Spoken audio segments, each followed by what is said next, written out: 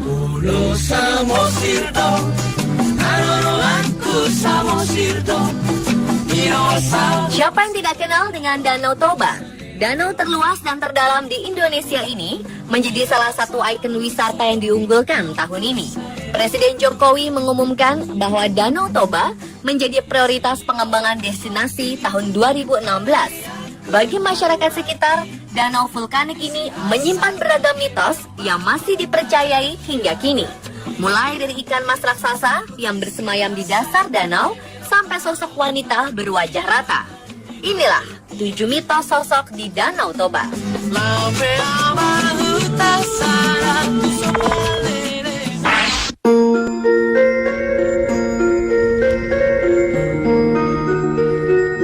Ukuran Danau Toba yang luas dan dalam membuat kepercayaan tentang ikan mas raksasa yang bersemayam di dasar danau masih dipercaya secara turun-temurun. Masyarakat Toba meyakini bahwa ada 3 ekor ikan mas yang sangat besar. Masing-masing ikan mas berwarna merah, hitam, dan putih. 3 warna ini merupakan warna khas suku Batak. Banyak masyarakat yang mengaku sering melihat ikan ini dengan ukuran antara 5 hingga 10 meter melintasi danau. Nelayan di perairan Toba selalu gelisah saat rombongan ketiga ikan ini lewat karena akan merusak perangkap jala mereka. Karena kepercayaan ini, setiap ada ikan yang berukuran lebih besar dari biasanya akan diperlakukan dengan terhormat. Ikan yang ditemukan akan dipelihara dan diberi sesajen berupa telur, jeruk purut, dan sesajen lain.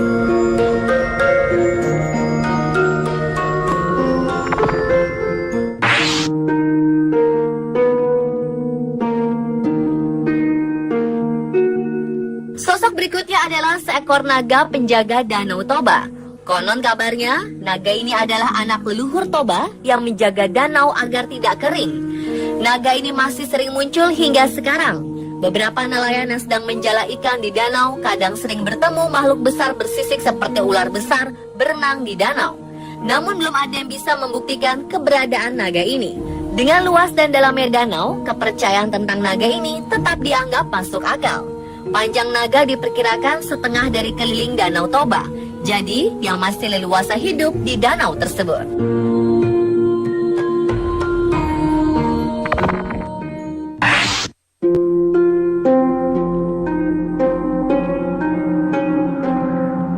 Sosok selanjutnya adalah monyet menyerupai manusia.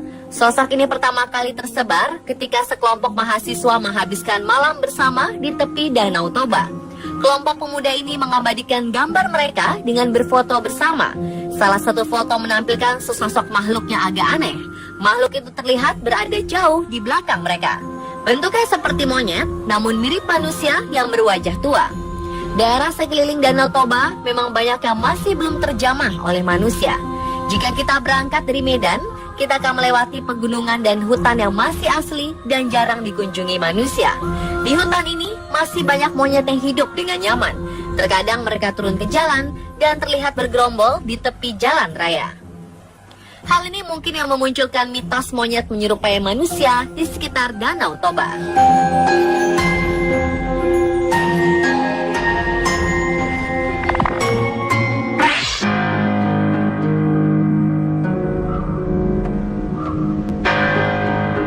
Danau Toba dikelilingi oleh pegunungan yang masih asri.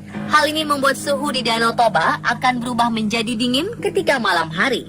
Kondisi ini mungkin membuat para pengunjung Danau Toba bisa berhalusinasi di malam hari, apalagi dalam keadaan kurang tidur. Sekelompok pemuda pernah menghabiskan malam di tepi Danau Toba.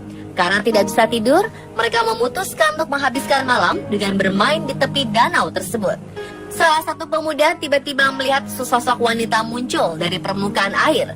Sosok ini semakin mendekat dan betapa terkejutnya pemuda ini bahwa yang dia lihat adalah seorang wanita yang bermuka rata, tanpa mata, hidung, dan mulut. Kemunculan sosok ini membuat sang pemuda ketakutan dan berteriak seperti orang kesurupan. Rekan-rekan yang bersamanya pun berusaha menyadarkan pria ini.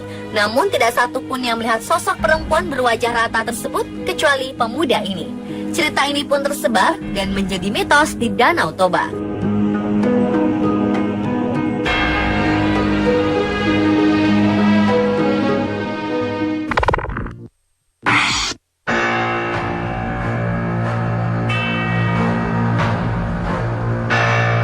Tidak hanya sosok-sosok misterius yang berkembang di sekitar Danau Toba, masyarakat dan pengunjung juga mengaku sering mendengar tangisan misterius jika sedang menikmati suasana malam hari.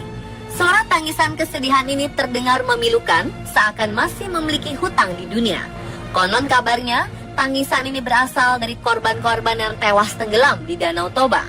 Akses Pulau Samosir yang berada di tengah Danau Toba atau desa-desa di tepi danau yang sulit dijangkau melalui darat memang memanfaatkan danau ini sebagai transportasi. Biasanya penduduk dan pelancong menggunakan kapal feri, perahu, atau speedboat untuk menjangkaunya. Kelebihan muatan atau kapal yang sudah tua membuat beberapa penyeberangan gagal dan menenggelamkan penumpangnya. Arwah-arwah korban tewas di danau ini dipercaya masih berada di sekitar Danau Toba dan membuat suara tangisan di malam hari.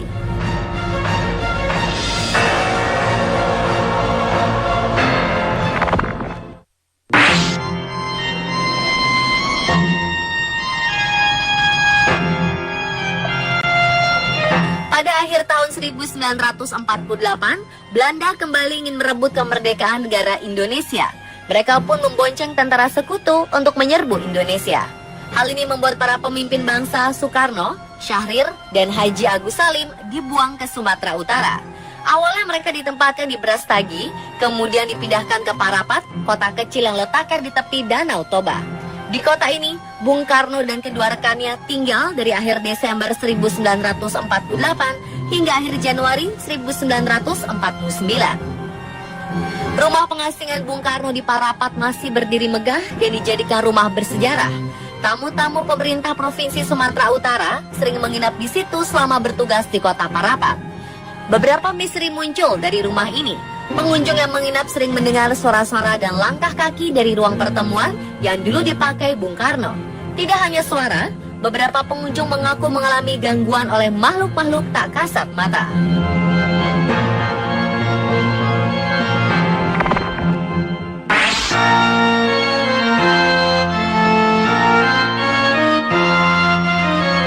Begu Ganjang dalam bahasa Toba berarti hantu yang berukuran panjang. Makhluk mistis ini sudah sejak lama dikenal oleh masyarakat Batak. Menurut penduduk di sekitar Danau Toba, Begu Ganjang kadang menghantui daerah sekitar. Keberadaannya sering dikaitkan dengan fenomena aneh seperti orang yang tiba-tiba sakit atau meninggal secara misterius. Konon, mereka yang pernah melihat menjelaskan bahwa makhluk ini sangat tinggi dan jika dilihat bisa mencekik orang yang melihatnya. Sosok ini suka berdiam di atas pohon-pohon yang tinggi. Pohon-pohon seperti ini banyak tumbuh di hutan-hutan sekitar Danau Toba. Pemirsa, itulah 7 mitos sosok di Danau Toba. Semua itu berasal dari cerita masyarakat dari mulut ke mulut. Kebenarannya masih diperdebatkan hingga sekarang.